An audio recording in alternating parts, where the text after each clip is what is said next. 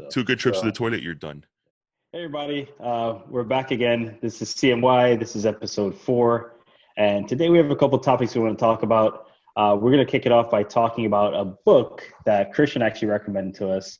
The name of the book was, I'm already brain farting on the name. Christian, help me out here. It's called The Lesser Photographer. Yeah, that's why I A see. lesser photographer. Yeah. Which is, if you are a photographer, probably something that you should be striving to be. I think a lot of times everybody gets caught up in the gear and the glitz and the glam and the lights and the flashes and whatever. And I don't remember where I found out about this book, but it was I think it was another YouTuber. And it's very easy to read. I mean, I read it in probably less than an hour. Every chapter is maximum 2 pages. And I think it's like $12 on Amazon. It's a really, really, really great book to just kind of like take on a quick flight or something like that. Since everyone's flying so much during coronavirus. But anyway, the book is mostly about trying to be your best self as a photographer, while not getting caught up in gear, while not getting caught up in what other people try to sell you, whether it be their form of education or whether it be, just camera brands trying to sell you on things that you might not need. So I think in the book the author talks about that he sold all his stuff and just kept his most simple camera. I don't even know if he mentioned what kind of camera it was. Did he? It was I don't remember. Pentax or Minolta or something. Yeah. Anyway, he kept the simplest type of camera that he had and just stuck with that. And he promised himself that he was only going to shoot with that for a year. And yeah, that's what the book is about. So I read it. I told these guys about it and they've read it. So we're going to discuss the book a little bit and see what you guys think. And hopefully you guys have some input on this one because there's a lot of debatable things in the book, I think. Yeah. Yeah, so I brought it up here. It's by C.J. Chilvers, and my memory is the worst. So apologies for punting to Christian to remember the name and the author. But a book by C.J. Chilvers, so I have it up here on screen share. But yeah, I read it actually over the weekend, and it's probably one of the shortest books I've ever read that actually has had an impact. It's really, really short. Yeah, it has the shortest chapters I've ever seen. Some of them are basically, what was it you said, Yani, earlier? It was 26 chapters and 24 I'm on pages. chapter 45 and page 43.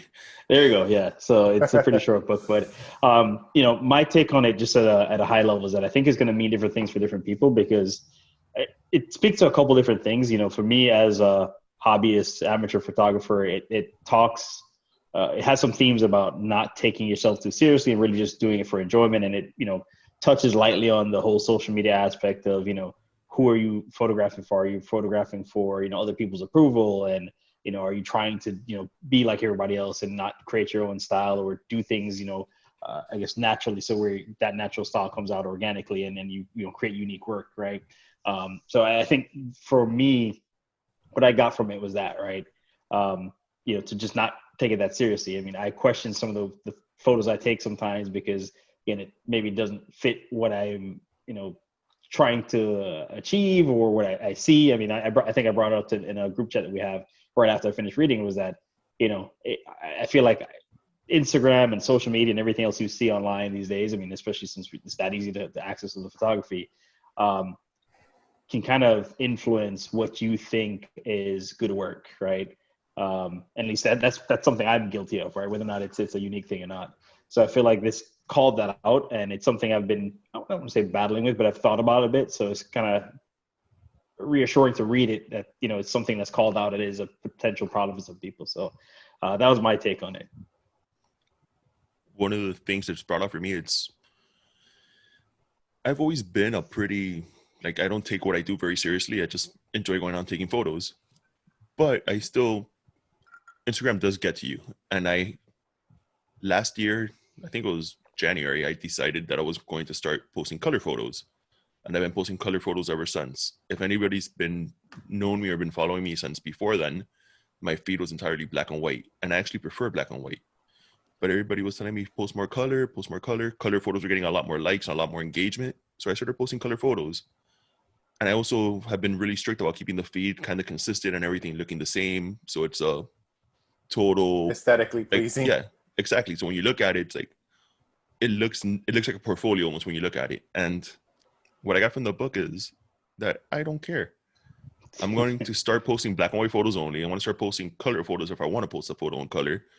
I might post one that's not 3x2. It might be 4x5 or a square crop. Who cares? Right. I'm just gonna have fun with it. And if I don't gain any more followers, and I don't gain any more followers, who cares? The people that are there, I like. I've made a lot of friends through Instagram. Christian is my friend that I made through Instagram, and it's satisfied its goal. And if it gets better, it gets better. If it doesn't, it doesn't. But why stress out about it anymore? I think there's a really huge pressure when it comes to, like, for example, photography communities on Facebook, as an example. I mean, I'm part of a bunch of them, and they can be really harsh, man. Like, a lot of people they're not versed in giving criticisms on photography. And the book kind of touches on, like, essentially nobody has any right to tell you anything about your work, and you can get your work critiqued. And it's, you know, it's a great thing to want to become a better photographer, of course, but by the same token, people telling you things about your photography without knowing you or knowing more about the story of the work, or the reason you took the photo, be it any other reason than it was just aesthetically or visually pleasing to take that photo or make that photo, I should say, then they just have no reason to be telling you anything. Like, just shoot what you want, shoot it how you want to shoot it, and the more you do that, the more unique your style will become. And try not to stay on Instagram too long and looking at what other people are doing. And, like, it's great to take inspiration, but, you know, at the end of the day, you're never going to stand out if you're trying to do what other people are doing. And going off that, like, another one that he mentioned, which is one of my, like, trigger points, he brought up the snapshot. And it's, oh, that photo's a snapshot. It's like, okay. If you go, like, on the comment section on Petapixel, you shouldn't, but if you do, and, like, somebody will post, like, an article teaching, like, stay at the that comment section on every channel. Yes, but I'm a masochist and I love comment sections. I like to be angry at the world. So you go on there and somebody will post, like, a tutorial about some technique they learned, and, like, the first comment will be like, "Why is this person writing this article? Those are all snapshots." Blah. I'm just like, apparently they were proud enough about those photos to put them up and to use them to represent their best work, or at least work they care about. Yeah. Who are you to come here now and call that a snapshot? And even if it is, who cares?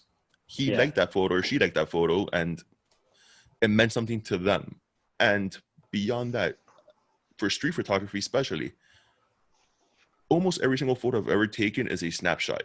It only becomes compelling as a body of work. One individual photo I take is, okay, a few of them are good standalone photos, but the majority of them individually is just a photo that anybody could have taken. What makes it cool is that I have thousands of them, and when you see the body of work, it shows you an entire area, an entire community. Same thing, like the Americans, Robert Frank.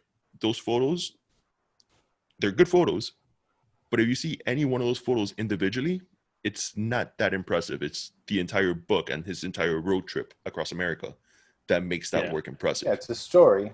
It's exactly. a story. A story to context. But I think every photo in that, sorry.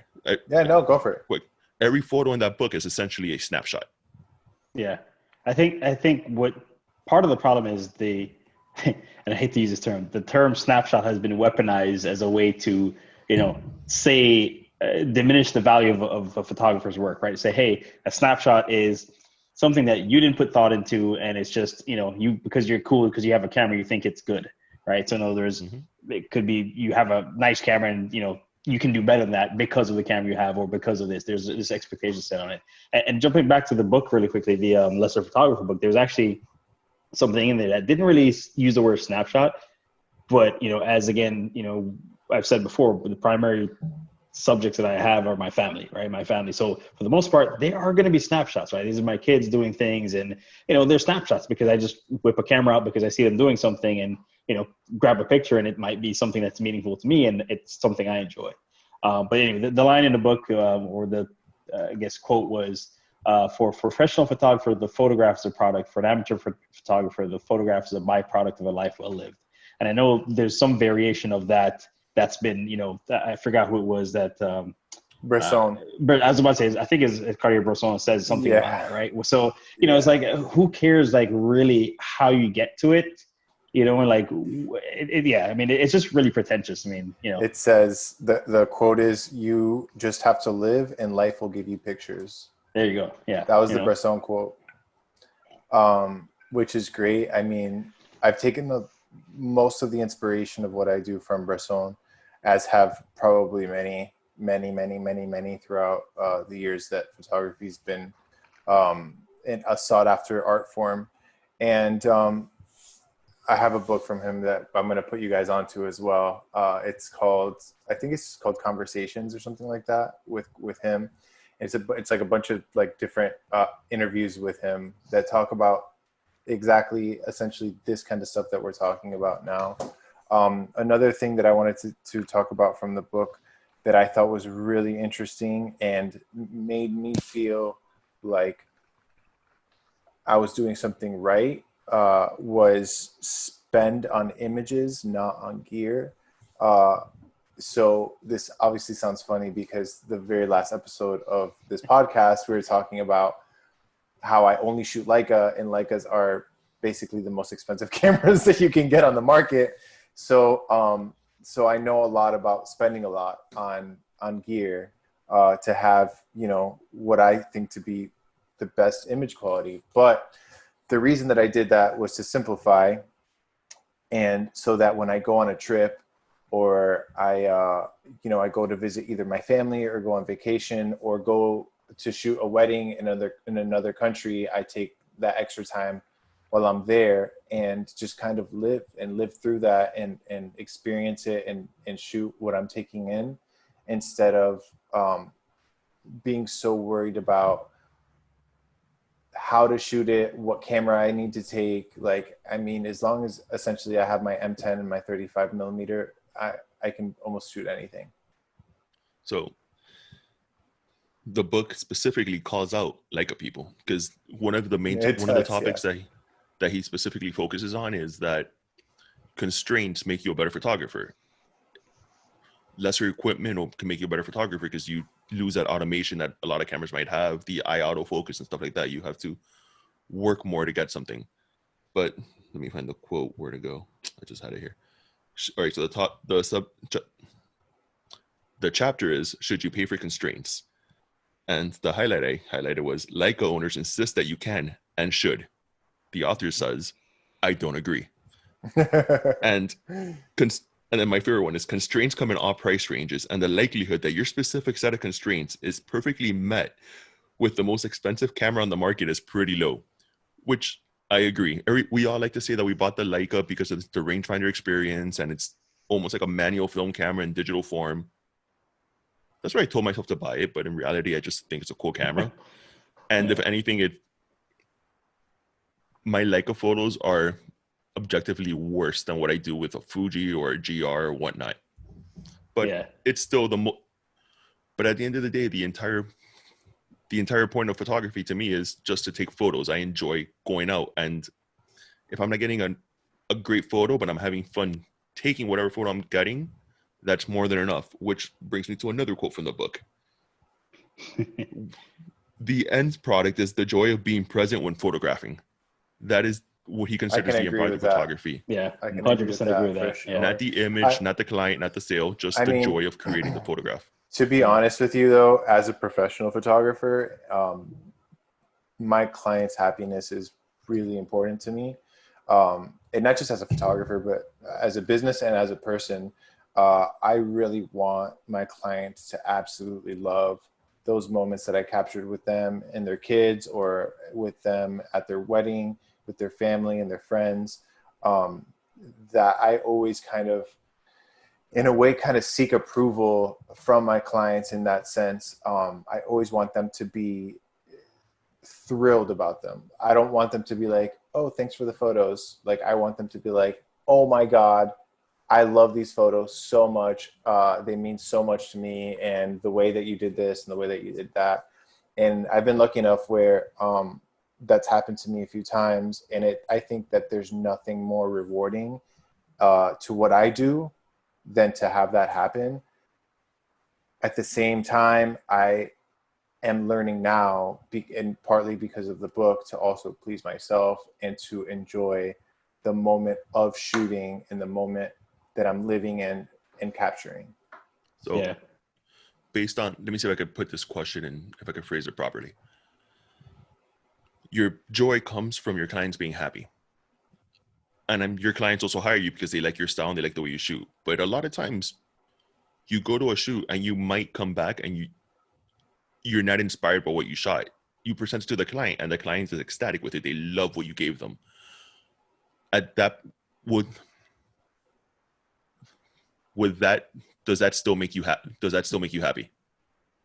If you weren't happy with the photos, but the client was. Yeah. You know what happens a lot that I've noticed is I will come back from a shoot sometimes a little bit even hot and bothered because I know that I made mistakes in the camera, like on my account. You know what I mean? Like, I'll be like, oh, I should have shot this at blah, blah, blah, or I should have done this, or I should have moved the camera just a touch this way.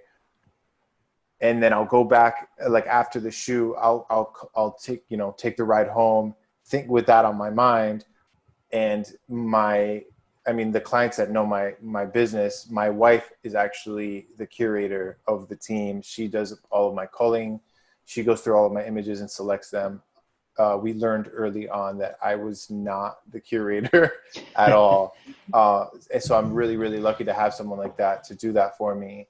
And because she edits the images, once I see what's going to be the final product, I feel much, much better about it than right after I shot it without having seen that like end product or end images. Right.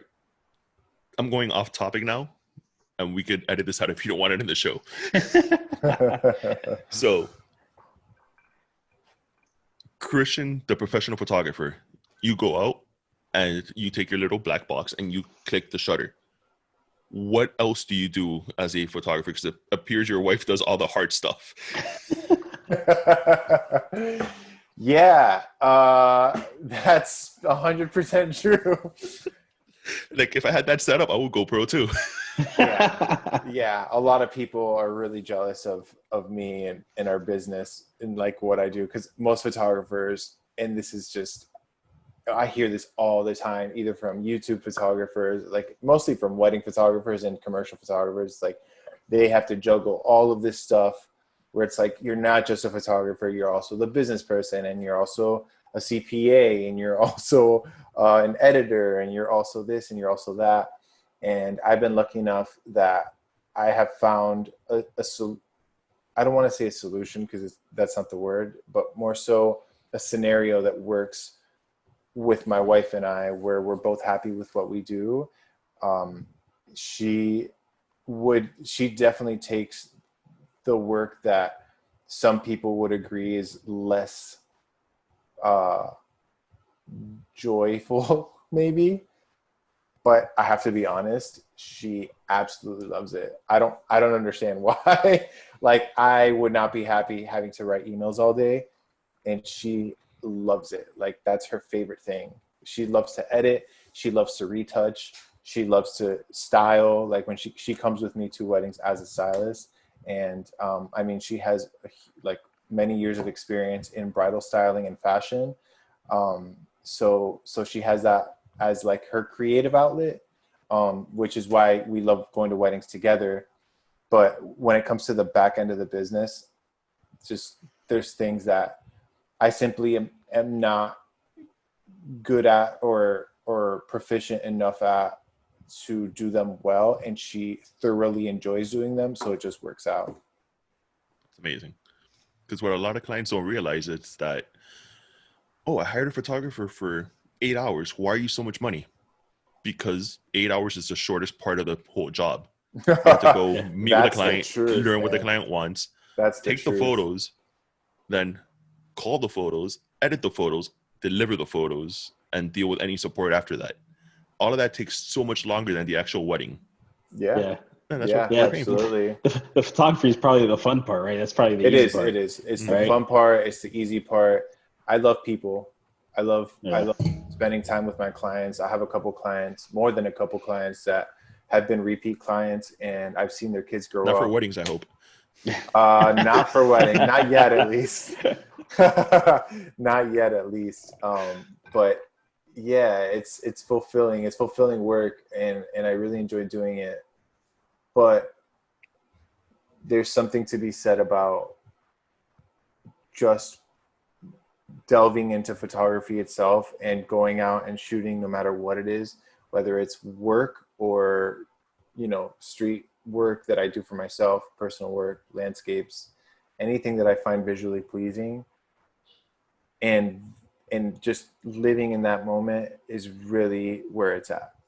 Yeah.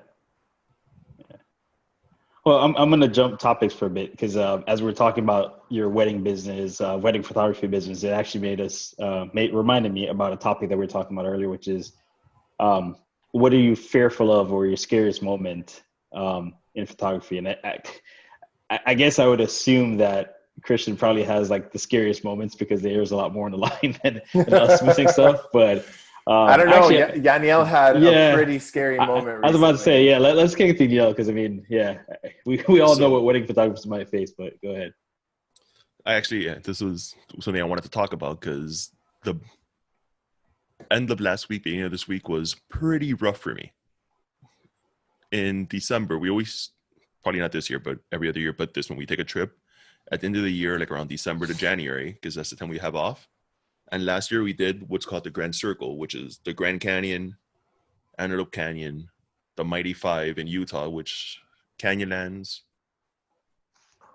Arches, some other parks I can't remember, Zion, Bryce. That's, oh, man, I never remember that. Capitol Reef. So we did all these parks. My wife shot the majority of the trip of her, no, all of her photos on film.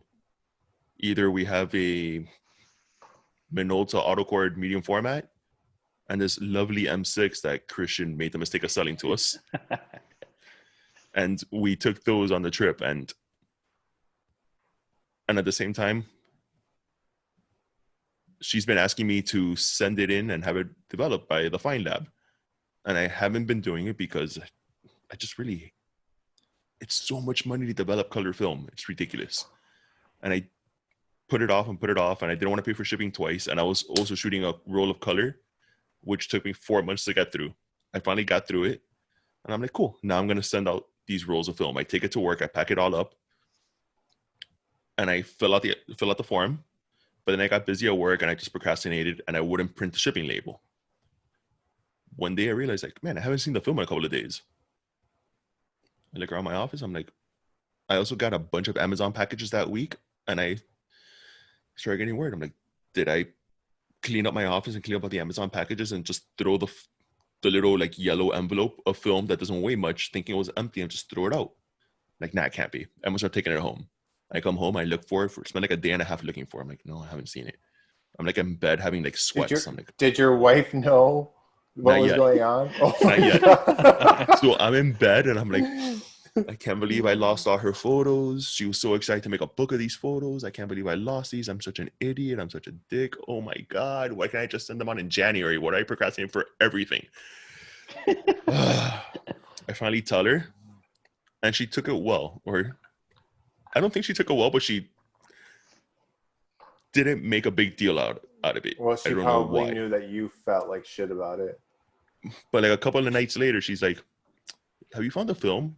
Like, no, it's gone. This film is gone.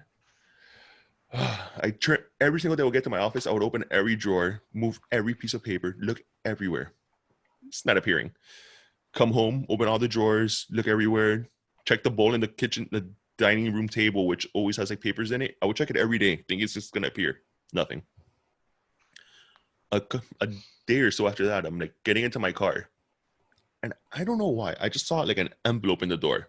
It's not the film, but I'm like, I've looked everywhere. I checked the entire car except for one spot. I haven't looked under the driver's seat. I reach under, boom, found the film. Jeez.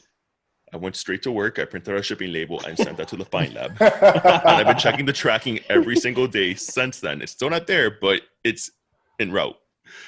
That's funny. Man. Oh my God, I was so terrified. I felt so bad. Like, can you imagine losing an entire trip's worth of photos for somebody? Can you imagine losing someone's wedding photos?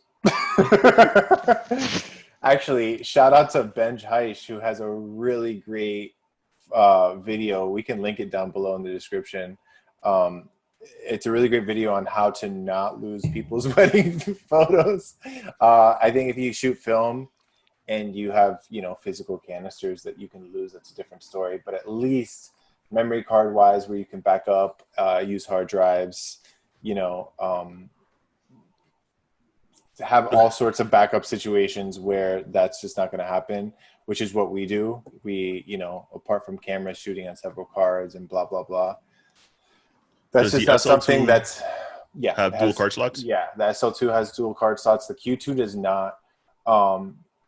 But in that case, do you shoot with like a smaller memory card so you have to swap it more often, or you just... I don't shoot with anything bigger than a 64. Which seems large until you realize it's 40-something megapixel photos. Yeah, so no, the files are enormous. It's only 500 photos-ish, like 530 maybe, 560 something. Right. So it's not that many. I know that sounds like a lot of photos during a wedding. It's not that many photos. So yeah, it definitely brings the risk down. And I try to. We're really organized about how we back it up. Once I'm done with an SD card, I have it on my body all the time. These are all things that Benj talks about in his video. He's been around for longer than I have in the wedding game, and he'll tell you a thing or two to look out for. Do you have like a NAR box or anything that you back up to, or? Not a NAR box. No, I don't have a NAR box, but we do take a laptop and an SSD to the wedding. So by the time we leave the wedding, we have, depending on what wedding it is and where, if it's destination, by the time the wedding is over, or at least by the time that night is done, we have 4 copies of the wedding. And we put them in different suitcases. And then one of those, like the pack of cards stays on me at all times, no matter, like I won't leave it at the hotel. You know what I mean? Like I'll keep it on in my camera bag wherever we go, whatever country we're in or whatever. So perfect. Yeah. That's ideal. Yeah. My fears are usually like not having a camera available.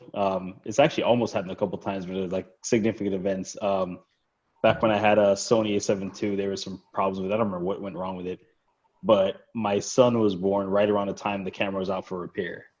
So like I ended up having to because I obviously was my first warrant, so I wanted to get some pictures like in the delivery room. So I ended up borrowing his camera because it was the only camera I had at the time.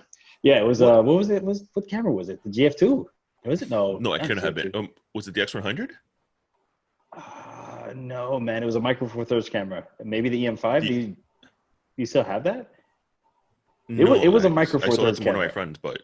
Yeah, I'd have to go look it up and see, but yeah. Are you sure? I'm pretty sure it's a Micro Four Thirds. Sure? I was even concerned. Most people would probably say something. Most people would probably say something along the lines of just use your phone. Yeah. I am personally not a big fan of using your iPhone for photography, although the camera on the phone is amazing. I just don't feel like I'm making a proper image with a phone. It's something I can't get over. I've heard all the rebuttals. I'm the same way. Have you read this book called The Lesser Photographer? I know.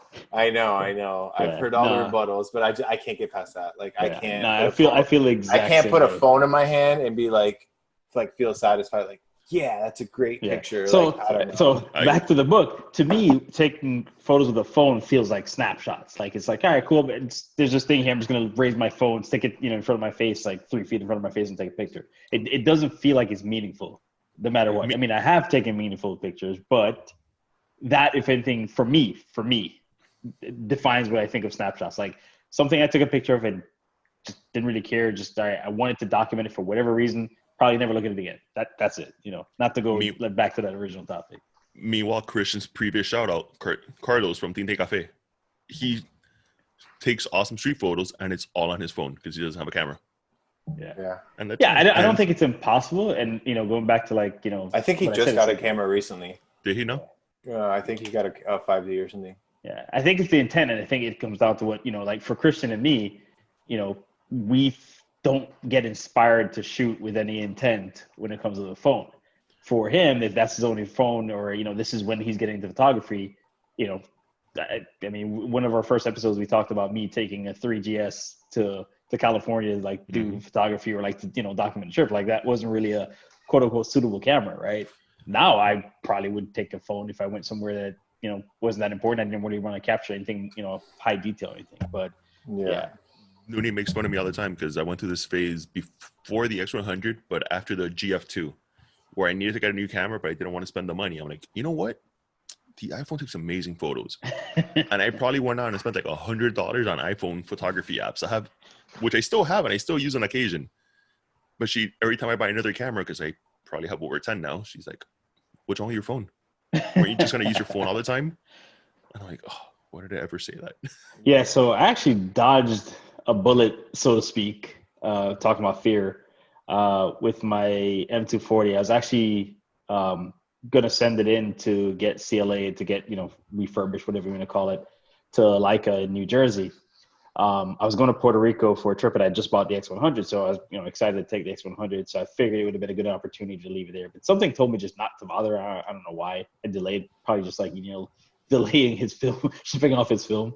And I was in Puerto Rico right around mid-March, and that's when everything started shutting down. Like the last day and a half we were in Puerto Rico, like restaurants were starting to only do takeout and not do inside seating and so on like that.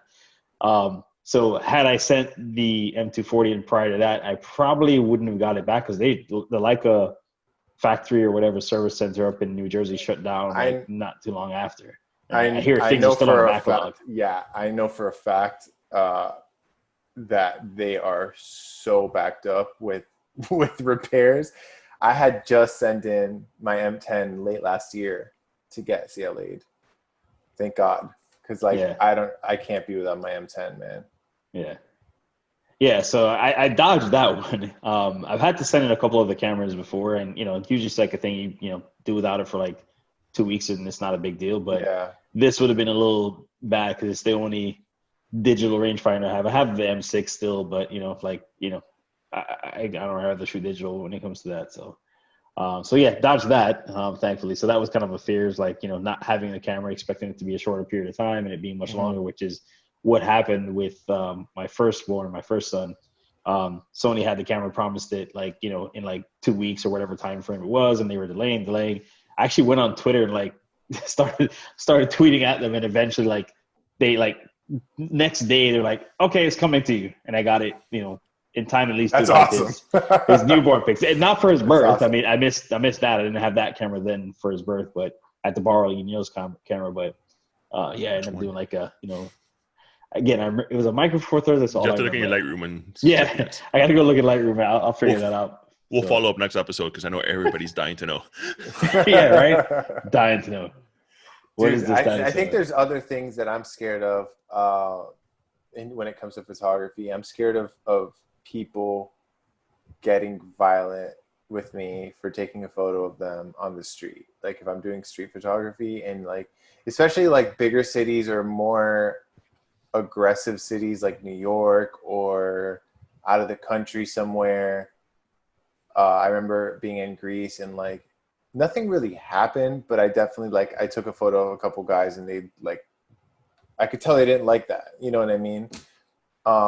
I know that there's all sorts of mumbo jumbo about like the morality behind street photography and like whether you should ask or not or whatever. And like one of my favorite photographers just recently got into a huge situation with Fuji, Tatsuo Suzuki, about the way he shoots. They basically, I don't know if you guys know about this, but they made a video about him, and it's like a documentary of him working on the street, and the way that he shoots is so aggressive that when Fuji released the video, people started just like, cancel culture. Like they just started going hard on him and like, that's messed up and that's not right and he didn't ask and blah blah blah. And they got so much negative feedback about that they took the video down, and they ended up dropping him like his endorsement with Fuji.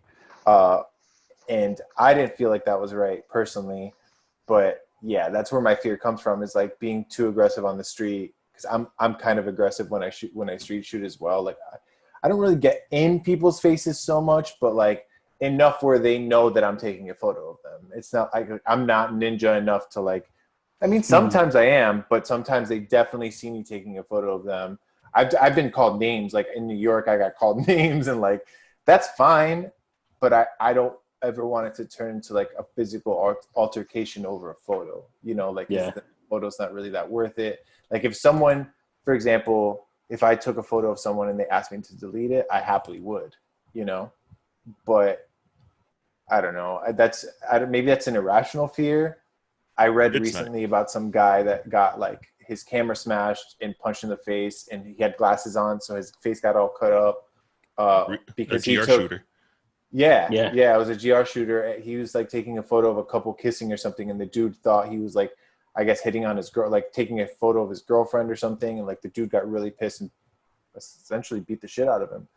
And like I don't want that to happen to me, but realistically, I don't want that to happen to my cameras, man. Yeah. Like I have insurance, but damn, that would suck, Yeah, I think I'd be. Go ahead. No, go. Yeah, no, I was gonna say I think I'd be more fearful outside the U.S. because at least in the U.S., like, it's home, right? We kind of know the laws and how things, work for the most part. Right. So if you had to, right, I'd be more comfortable dealing with it here. In a foreign country, you never know. I mean, there's different customs. Let's be honest, right? What's law and what's fair and right is probably not always followed to the T in foreign countries. I mean, being an immigrant, I kind of know this, right? So like you could go and do something that, everybody may find offensive there. And even if there's no real legal problem with it, right, you're not going to have the assurances you have here in the U.S. where we know how the law works here. We can probably get a lawyer because, again, the resources we have here in general being, from here, right? So that would be kind of relating to that, right? That would be my fear, is that if something happened abroad where, I'm not as comfortable, I don't know, as much about the culture, or, maybe I assume some things or don't have the legal resources, whatever there. Like the whole legal aspect of it isn't really a concern for me, because whether the law is on your side or not, it's not going to stop you from getting punched in the face. Yeah. That's like if somebody's angry, like you might be, it's like the whole, or you could be right or you could be dead right. Like who cares? Like, so that whole thing with Fuji, I personally do not like that guy's style of working. I think it's offensive. It's intrusive. It's intrusive. I find it offensive the way he shoots. Yeah. But Fuji knew exactly what he did. Fuji created this video of him doing this work, and Fuji published this video. And then when people didn't like it, Fuji's like, "Oh, you're done. We're not working with you anymore." I'm like, no, Fuji, you did this. This is your doing. You like this enough to publish it, and now when people don't like it, you're trying to distance yourself. No, you messed up. It's not anything new. Like this wasn't like, this one thing he did, right? This wasn't like something that slipped out, like he said something. There's like a bunch of videos. Samuel Street Life, shout out, did a video with Tatsuo, and the video is like pretty lengthy. It's it's like one of my favorite street photography videos on YouTube, and he did a video with Tatsuo where they're just walking around. I want to say it was in Tokyo. Maybe it was in Germany. Yeah, I think it was Tokyo. I saw it too. Yeah. But like that dude just like, he doesn't care. He just goes up to people and just, he does like this whole zigzag thing where he just kind of like sticks the camera in your face. And like, dude, I mean, I bought a first print of his new book from Seidel. Like, I love that guy's work. I think it's super interesting. I think he has balls of steel for doing work like that. And on top of it, it's good. Like, the work is good. The composition is good. It's interesting. He himself seems like a really interesting kind of guy, like the interviews I've seen with him. So although I can see both sides of it, you know, I can see how for some people, especially in Japan, where it's more of like a restricted, like conservative society, that behavior is very intrusive. Yeah. It's kind of, if for people that don't know who he is, you might be more familiar with Bruce Gilden, Yeah. who has that very in your face. He's like a Japanese Bruce Gilden. Yeah. Yeah. And Bruce Gilden, anybody that knows him, he's a very abrasive person. Yeah. And yeah, but work, Tatsuo honestly, is not an abrasive person. He's very Yeah. Japanese. He's very quiet, like seems to himself. Like he just kind of, his photography isn't, but he himself is. Whereas Bruce Gilden is a loud New Yorker who like will fight you in the street. That might be part of the problem. Yeah. Bruce Gilden is a super aggro like guy who, if you see him like in a supermarket, he's the sort of guy that you expect to get in your face about something. Like, right. Meanwhile, this guy looks like a creep. It looked creepy. Like the guy looked creepy doing what he was doing. That's because he's quiet. It has more of a He is creepy looking physically, and that unfortunately like attains to why it seems creepy that he's doing it. Does that make sense? Like, if he was a prettier person, it would be less creepy. Well, also, like he has that kind of. If you think about it, right? If somebody gets caught doing something wrong, right? They kind of have this timid look to it. He has that going from where Bruce Davidson would be like, "Yeah, and what? I got in your face, like deal with it, fuck off." Right? Yeah, a confrontation with Bruce Bruce Gilden, right? You've seen videos of him. He just kind of like and what, right? And then like the confrontation ends, you know. And and that whole the fact that he looks creepy is what makes it creepy. That's just human nature. If an ugly person smiles at you across the room, you're like, "What's this person smiling at me?" If a good-looking person smiles at you from across the room, you're like, "Hey, look at that! This person's into me." That's just the way. That's human nature. And unfortunately, the guy looked creepy doing it. Yeah, but that doesn't make his work any less good. Yeah. I'm a big fan. I don't know, and being a big fan of street photography in general, and a fan of Bruce Gilden, and a fan of that kind of really aggressive, intrusive. Actually, right before this, we were talking about Mary Ellen Mark, and although she's not as abrasive, her work is definitely intrusive. Like, she has a lot of work where it's like people in the bathroom and like in the bathtub and like very private and intrusive work. And I really think that, talking about human nature, that is my favorite kind of photography, is where you really see human nature in the story, in the photograph, whereas it's just not superficial. You know what I mean? Mm-hmm. I think Alex Soth is another one who's another huge favorite of mine. I mean, probably top 3. I love Alex Soth's work. And he's another one that does very intrusive work. He gets to know people, but he spends time with them. Actually, I saw some interviews with him where he spends time with his subjects before he even pulls out his camera, or even telling them that he's a photographer at all. Like, he gets to know them. He really goes in there. He tries to go inside of their homes and like spend good conversation with them, and then he'll photograph them. And his photographs are very, very private and intrusive. Yeah. So this is Mary Ellen Mark. This is actually a perfect, go back to that photo. So a lot of the interviews that I've seen with her recently, she essentially started photographing that girl right there, Tiny. Her name is Tiny. I need to interject really quick. When he says recently, he means that he saw it recently. I just found out right now that she's dead. Yeah. Mary Ellen Mark passed away a couple of years ago. I think it's like 2013, maybe. 2015. 2015. Yeah. And, so you will not find her on Instagram. Yeah. I mean, maybe she has like a foundation or Yeah, probably. her, her estate has an Instagram, but yeah, she's not with us anymore. So this photo is of this girl Tiny, and this girl was a prostitute at the age of 12, and a magazine sent her to do a documentary on these street kids up in Portland. So she met this girl named Tiny, and essentially she followed Tiny like through her life and photographed her several times and would follow up with her and kind of go back to her, and which is intrusive. That's an intrusive thing to do as a photographer. And she even admitted herself, Mary Ellen admitted that she did it out of that, like, Tiny was just an interesting person. It wasn't so much out of like worry or regard for Tiny in a way, Yeah.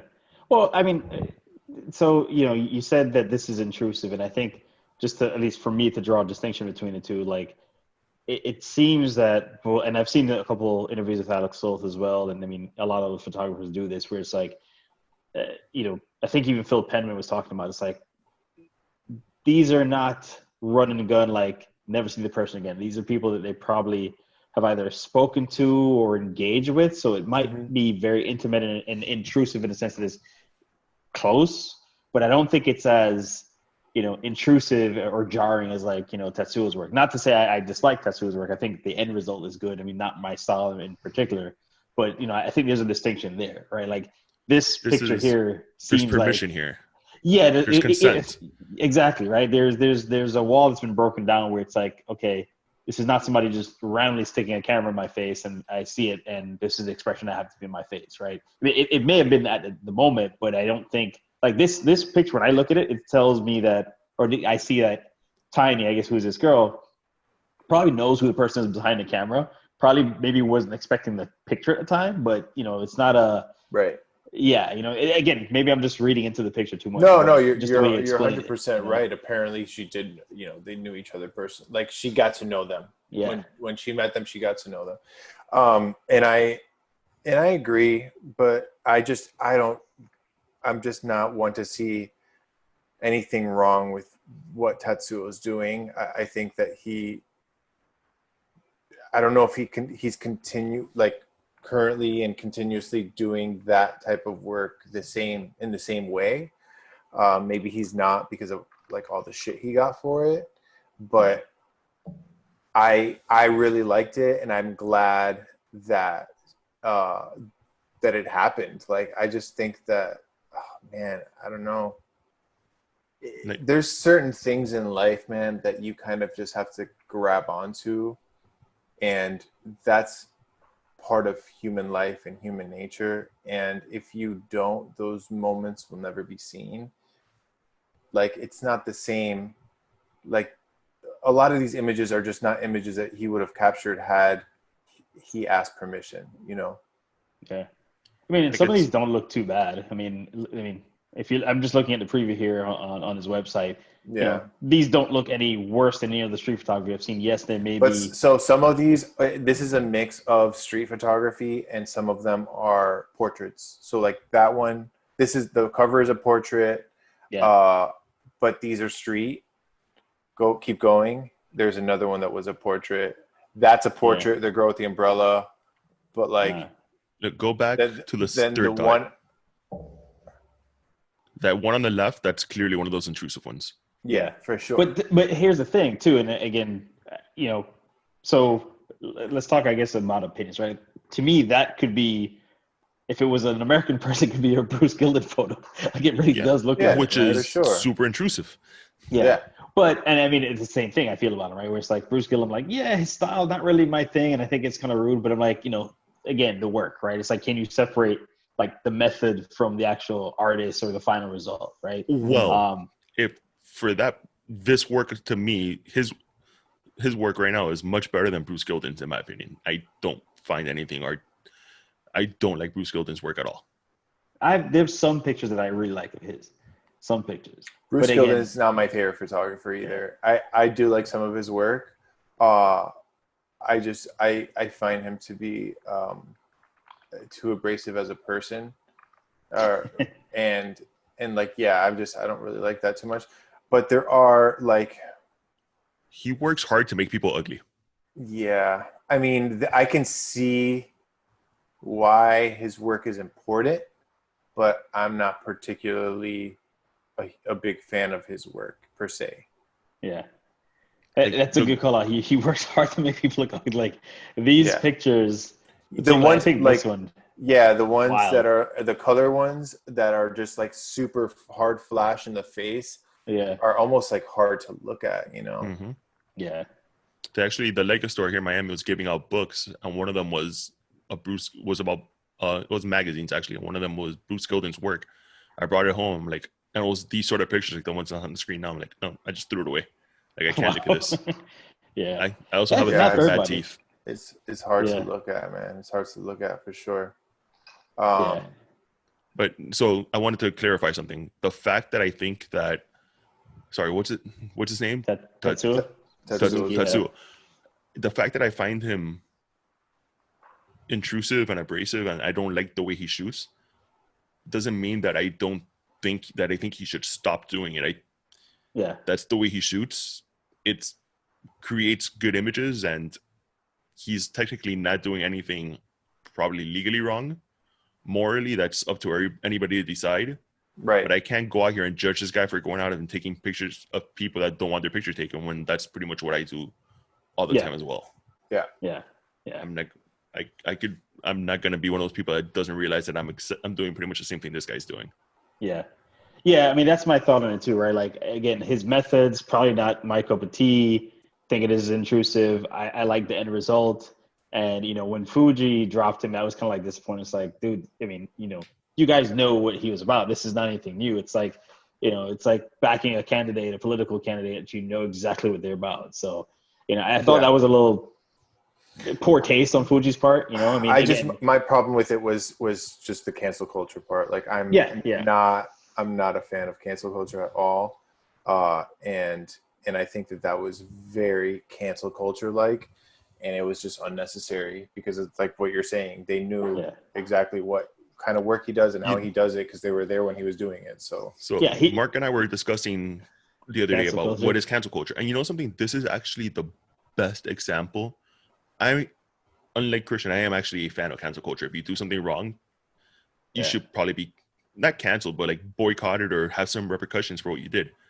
But he did nothing wrong with Fuji. Fuji hired him or contracted him or did whatever they needed to do for this specific reason. And then when people threatened to cancel Fuji's like, oh no, wait a minute, we'll cancel you instead. And they just passed the buck instead of taking responsibility for their actions. That is what's wrong with cancel culture. Yeah. I mean, you make a good point about, like, even this situation here, right? So he did not do anything illegal. There was nothing he did that's kind of like deplorable. Like, he's not like sexually assaulting the people, or, and I mean, I know this is a little extreme, but like, to your point, right? Like, he's not really essentially doing anything that's different than you and I or Christian does. Like, when we go shoot on the street, we're taking pictures of strangers. By getting closer is not necessarily any worse or any more criminal or any worse than what we're doing. So, I mean, like, you're not getting it's offensive. It's offensive. Physically it's not closer to anyone that you would just walk by in the street anyway. Yeah, You know what right. I mean? It's offensive in the same way, like, somebody who curses is probably offensive to somebody who doesn't think you should talk that way. It's not wrong. It's offensive. There's a complete difference between right or wrong there that I think the delineation can easily be made there. Like, I would not characterize what he does as a wrong way to approach photography. Distasteful, not my cup of tea, sure. But yeah, I just think it's sad. I mean, it makes me want to go buy his book now just to support him, because, like I said, I think the work is good. So I mean, apparently he won. I don't know exactly how it worked, but he won some sort of award, or he won essentially a book publishing deal with Steidl, who's like, I mean, getting a publishing deal with Steidl is like being a Magnum photographer. That's like what every photographer that does art photography wants to do, is they want their book to be published by Steidl. So I think that was a really big comment on Steidl's part of like how they feel about the situation, and about how, like, in the world of photography, that should not be frowned upon. Like, that's just what it is. That's life. That's what life looks like. That's how it is.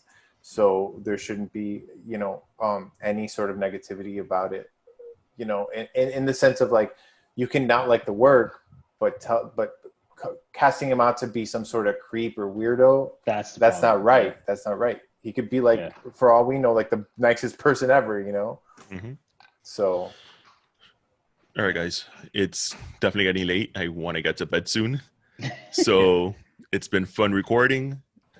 If to anybody tuning in and checking it out and watching, please like the video if you enjoyed it. Subscribe. Even if you didn't enjoy it, still like it because it'll help us. Yeah. Subscribe and leave any comments, any questions you might have, anything you might want to hear us discuss. And come back next week and we'll have another show for you. Chime into these conversations. We really want to have a back and forth with our listeners. This kinds of stuff is it's important to all of us, which is why we're doing this, and we really enjoy it. So hit us up. Yeah, let us know your opinion on Tatsuo's work. How do you feel about using either your phone for a camera or just anything covered in the Lesser Photographer? Pick up the book. It's under $5 on Kindle, and give it a read and let us know what you think. Yeah, and it's a quick read. It's a very quik read. I literally read it in less than an hour. Yeah. So, 2 good trips to the toilet, you're done. Yeah. One last plug. Formula One is back. So Mercedes, Lewis Hamilton, for those who watch, for the informed. So yes, I know he's an anti-vaxxer. So, but he's really good. So cool. That cancel culture stuff, dog. Hey, I might catch up to him. All right, guys. All right, have a good night, man. All right, guys. Take care. Bye. Damn it, mouse.